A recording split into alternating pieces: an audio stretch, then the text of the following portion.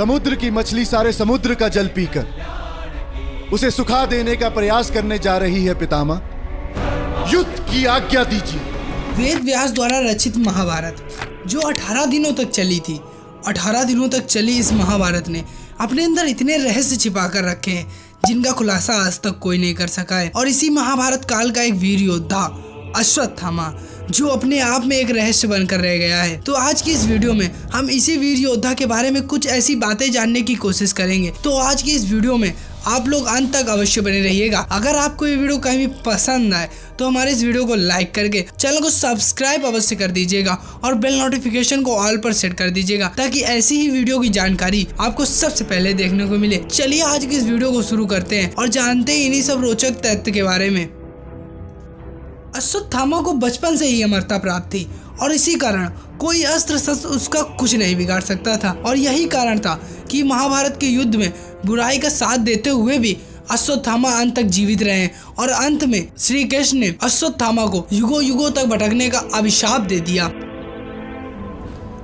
मित्रों, अश्वत्थामा रुद्र अवतार थे और इसी कारण उनको बचपन से ही असीम शक्तियां प्राप्त थी और उनके बचपन से ही उनके सर पर एक मणि विराजित थी जो उन्हें बुरी शक्तियां, विष, अस्त्र शस्त्र एवं बीमारियों से बचाती थी। और उसी मणि के कारण अश्वत्थामा बचपन से ही बेहद शक्तिशाली रहे हैं। परंतु जब श्री कृष्ण ने अश्वत्थामा को अमरता का अभिशाप दिया था तब श्री कृष्ण ने अश्वत्थामा के मस्तक पर मौजूद मणि को भी छीन लिया था, जिसके कारण अश्वत्थामा की अधिक से अधिक शक्तियां निकल गई थी। और कहा जाता है कि श्री कृष्ण ने उस मणि को 5वें आयाम में रख दिया था जहां पर एक नहीं बल्कि कई सारी ऐसी प्रकार की मणियां रखी हुई हैं। मित्रों, अश्वत्थामा ने बचपन से ही जितनी शिक्षाएं ग्रहण की सारी अपने पिता से ग्रहण की थी और जो अस्त्र शस्त्र उनके पिता के पास थे वो सभी अस्त्र शस्त्र अश्वत्थामा के पास भी थे। और मित्रों, ये बात तो आप सभी ही जानते होंगे कि उस समय पर अगर कोई सबसे बड़ा भयानक अस्त्र शस्त्र था तो वो था ब्रह्मास्त्र, जो कि अश्वत्थामा ने अपने पिता से चलाना सीखा था। यहाँ तक कि अश्वत्थामा को उसका भी ज्ञान था कि कैसे ब्रह्मास्त्र चलाया जाता है।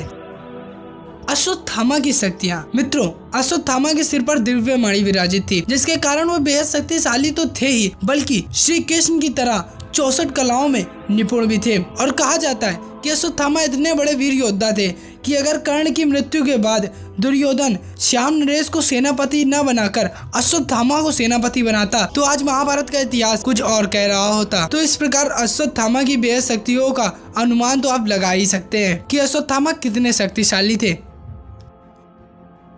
और मित्रों, आज भी लोगों के मन में ये सवाल उठता है कि अश्वत्थामा को किसने देखा। मित्रों, ये बात तो सत्य है कि अश्वत्थामा इस कलयुग की धरती पर जीवित है, क्योंकि अगर आप किसी भी पुराण या किसी भी महाभारत के इस वीडियो में देखेंगे तो आप यही पाएंगे कि अश्वत्थामा को अमरता का अभिशाप मिला था और श्री कृष्ण ने अश्वत्थामा को यह अभिशाप दिया था कि वे कलयुग की धरती के अंत तक भटकेंगे। परंतु मित्रों, आप लोगों ने इंटरनेट पर या कई जगहों पर यह तो देखा ही होगा कि अश्वत्थामा को इसने देखा और इस बारे में हमने भी कई सारी वीडियो बना रखी हैं कि अश्वत्थामा को किसने देखा। परंतु मित्रों, इस पर कोई ठोस प्रमाण नहीं मिला है कि अश्वत्थामा को इसी व्यक्ति ने देखा है। परंतु हाँ, आज भी ये कहा जाता है कि एक मध्य प्रदेश में असीरगढ़ का किला है जहां पर अश्वत्थामा को देखने के सबसे ज्यादा प्रमाण पाए गए हैं। परंतु कोई ठोस प्रमाण के साथ ये बात नहीं कही जा सकती कि अश्वत्थामा को इसने देखा या यहाँ पर देखा। तो उम्मीद करूंगा कि आज की ये छोटी सी वीडियो आपको बेहद पसंद आई होगी। अगर आपको ये वीडियो पसंद आई है तो हमें कमेंट में बताना